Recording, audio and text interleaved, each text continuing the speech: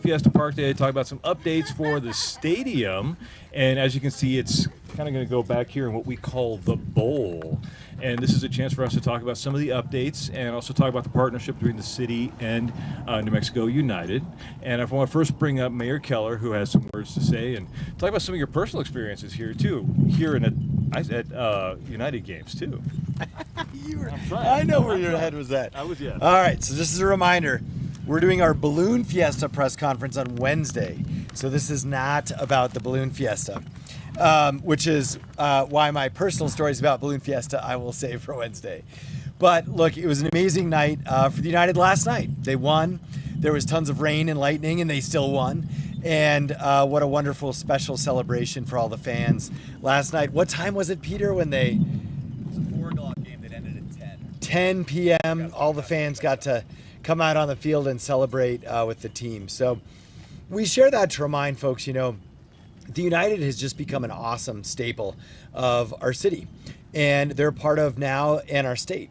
They're part of the fabric of who we are. And of course, they're one of the biggest reasons why we all gather together throughout the year is for a United game. Now, of course, going into Fiesta, and as many of you in the media have asked numerous times, and will ask coming into Fiesta, what's the latest on the stadium? So that's what we're here to talk about today. And we're, of course, joined by the United owner, so we're going to bring up Peter Trevisani in just a moment. But from the city's perspective, the short story is basically this. You know, we are continuing to move forward on the stadium, and that is getting very real in a number of ways.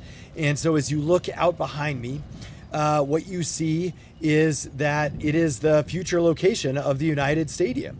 And it's going to take us a little while for a number of reasons. Number one, just construction in general takes several years. But what you also see behind me is a fairly large embankment, like an escarpment on the side, and you see a very uneven surface. The point is, there's a lot of work that has to be done for site prep on this site. And so that's what we're starting to work on. Nothing will happen during Fiesta, but after Fiesta, we're going to start moving forward on the actual work for this. Now, we put out an RFP for the construction firm that's going to begin this work, and it was won by Weil Construction. So they are now our new contractor, and we'll conduct all the site assessments to figure out exactly how we're going to do this. But we know there are some tricky things like a retaining wall because of the flooding down that escarpment. And we know that actual placement of the stadium and so forth is all the real work that we have to do to achieve real progress like a stadium. But that's what we're going to start shortly after Fiesta. Now, we also know, of course, that we've been doing general improvements to the park, which we'll talk about Wednesday, but that really has to do with plumbing, internet, and electricity. That is going to certainly help facilitate the stadium, and more on that on Wednesday. But with respect to Balloon Fiesta, remember, this is set up to host basically 100,000 people. And so to fit the United Stadium in here is very low impact. There's already plenty of parking. There's already of ingress and egress. And we are certainly considering what the neighbors have requested with respect to light and sound minimization and traffic minimization. And so those will all be incorporated in due time into the plan. But for right now, we're just excited to continue moving forward, but take the next steps in a very real way to start construction at some point this winter. Now, a lot of folks will ask, well, when's the stadium going to be done, et cetera, et cetera. It's too early to know. Once we actually have the contractor on board and the official architectural renderings, then we will have a timeline. But the last thing we want to announce today is that fortunately, the United and the city have worked together, and the Isotopes, to make sure that they have a home for the foreseeable future at the Isotope Stadium. And so that's why we're in no rush, in a sense. We'll get it done right, and we'll make the timeline work for folks and make sure too that no one ever has to miss the United, because they're going to be at Isotopes Park until this place is ready. So I think with more on this and some thoughts, let's bring up the owner, operator, all things extraordinaire, Peter Trevisani. Thank you, Mayor. Yeah. Is it the handover? I was wanting. Yeah, that's for the wind. Okay, good, I know. good. Yeah, a little trick. I know. Thank you, Mayor. A big thanks to the city, Samantha, your team. You've been great. I know so much work has gone into it. this year, over the last 5 years, just to get us to this point. And there's so much more hard work to come. But dreams take hard work. They're not easy, and they take a long time often. And we're in it for the long haul, and we have a great partner with the city to make this happen. And it was really great to hear the mayor talk about some of his personal experiences, the games.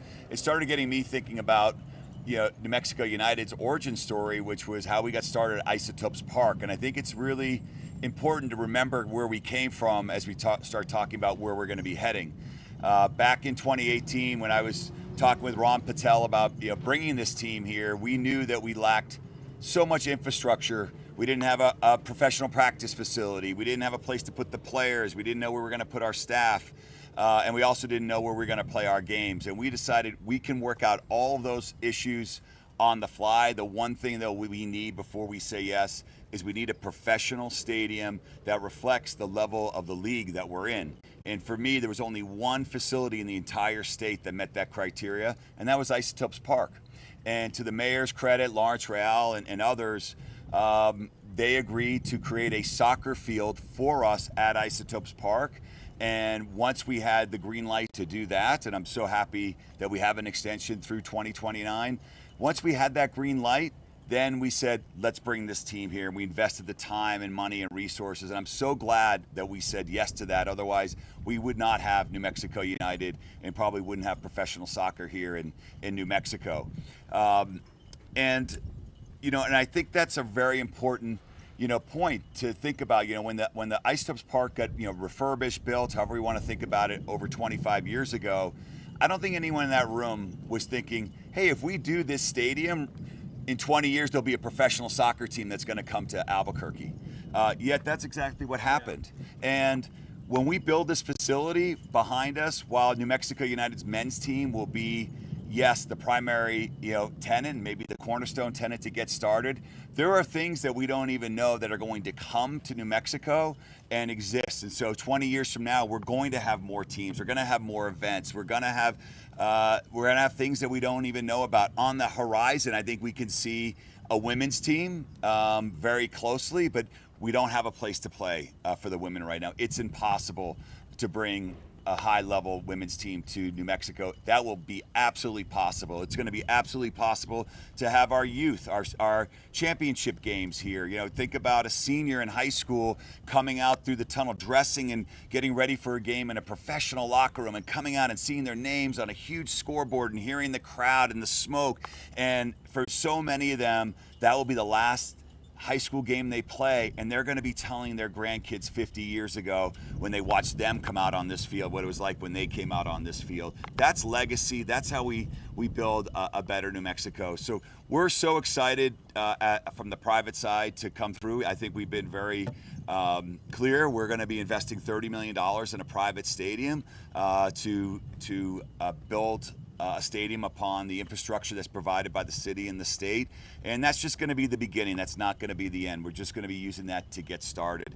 And I think the last thing I'd just like to say is, New Mexico United, soccer, and the stadium, they're all just sparks, but the real mission here is to show what it looks like when our state comes together, when our people come together, and we have a common belief. And the more we can find rally points like that, such as the stadium and the team, then I know that we're going to be the next best version of New Mexico. So we're happy to do our part and really excited for everything ahead. Thank you. Awesome. Take it back over. Yeah, sure. Yeah. And thank you for coming out. I think that's it for right now, but those will be around for some questions. We got DMD folks here and myself if you want to know more. You'll see behind me, though, there's a little gray building that's just kind of like sitting out there in the parking lot. We call that the doghouse, but it's not because there's dogs there. That's just because that's what it looks like. That's where Verizon keeps all their equipment. So, of course, when the stadium goes in, that will go away and be moved to another part of the park. If anybody have any questions off the top of their head? Yeah. So obviously, I know you said not Balloon Fiesta question, but this actually results strictly to this stadium. Is where is the parking? We're taking away a parking lot for Balloon Fiesta. Sure. Yeah. So with respect to parking, remember that what we have done is we've actually bought additional parking lots, and we've bought more spaces in the last few years than the stadium will take. So net, we're ahead in terms of parking. And that was a big thing that we had to do with the state money and with the Balloon Fiesta to make the stadium work. So the good news is we have more parking than ever before, with or without the stadium, because of all the lots that we've bought. And I think the big one, Samantha, is it this one or that one? Yeah, it's over here. It's like on the other side of that little radio tower is the biggest lot that we bought. Where you can see the square lights.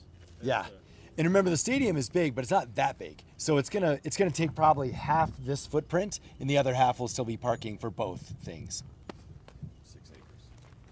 6 acres? Yes. All right. And Peter tells me it's going to be 6 acres would be the stadium. It's like a third of what About a third of what you can see right here.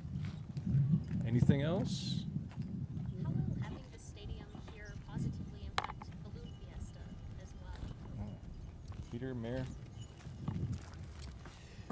So there's a lot of synergies, and even there's in the different MOUs and discussions that we've had, there are going to be, of course, special rules during Balloon Fiesta for the stadium so that it can supplement Fiesta itself.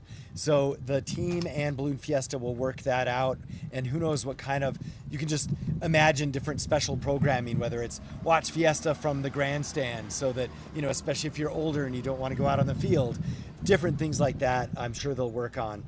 And also, with respect to when the Balloon Fiesta is not here, it's the opposite, right? We're going to be able to use, who knows what we can use the grass field out there. Obviously not for games, but with respect to tournaments. But like we play out there, but then the winners is in the stadium, or there's, different kinds of concert setups. And you can see where, again, you have like the main event in the stadium, but you have like the sideshow, smaller bands or whatever out there. So the great thing is there's a lot of ways they can work together, and it's just really all additive. It's just using this space more because it exists here already. Maybe you want to talk about the no-fly zone? Yeah, that's a good point. The mitigation parts. Yes. Yeah, I think appreciate Peter reminding me of this. What we've also worked out, especially with the team in the city, again, it's kind of a three-way partnership here, is also so it won't interfere at all with the Fiesta. So remember, this is already being built in a no-fly zone. And a lot of people ask this, especially during Fiesta, like, how is this going to work? And the key, because you all have cameras, look at those power lines, right? So right now, balloons already cannot fly right here for obvious reasons. And look at those power lines. So this has always been strictly off limits. No balloonist intentionally would ever get in here. And so the stadium profile will be lower than the power lines. So literally it does not affect flight path at all. Anything else? Dan? All right, well, we'll see y'all again Wednesday, and go United. Let's go. Thank you. All right, thanks. Thanks. I'm gonna hop in the car. Okay. All right. Good to see you. Thanks.